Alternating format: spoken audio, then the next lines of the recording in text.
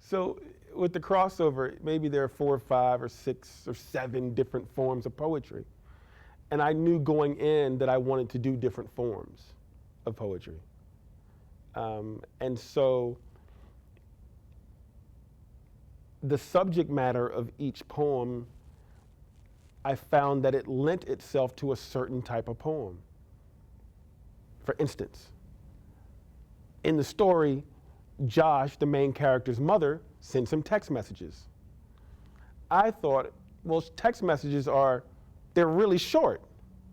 I mean, what are they, 160 characters before it goes on to the 1 of 2 and 2 of 2, before it continues. And so I thought, well, how cool would it be for text messages to be a short form of verse, maybe a haiku? I thought it lent itself to that form.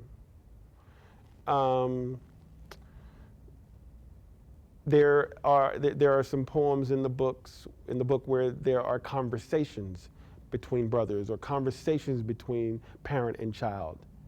And conversations are, I say something, you say something, I say something, you say something. I say something a little bit longer, you listen, you say something.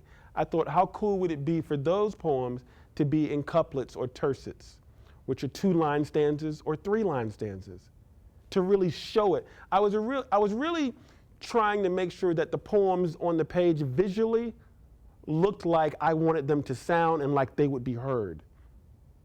And so there were some poems where the main character is sort of trash talking or bragging, which was something I used to do on the tennis court. That I wasn't very good in my first 2 years of playing tennis in high school, but I was tall and I wore corduroy shorts and I wore a yellow tank top and red high top Chuck Taylors. And so I had this visual look and I talked trash. And I won. I won a lot of my games by getting inside their heads. And I thought when writing the crossover, how cool would it be to have this trash talker and for us to see his trash talking on the page. And so I made the words do different things in those poems. And some of the words are diagonal. And some of the words they get bigger. And so I think the subject matter of each poem dictated the form of poetry that I would use. And I hope it worked.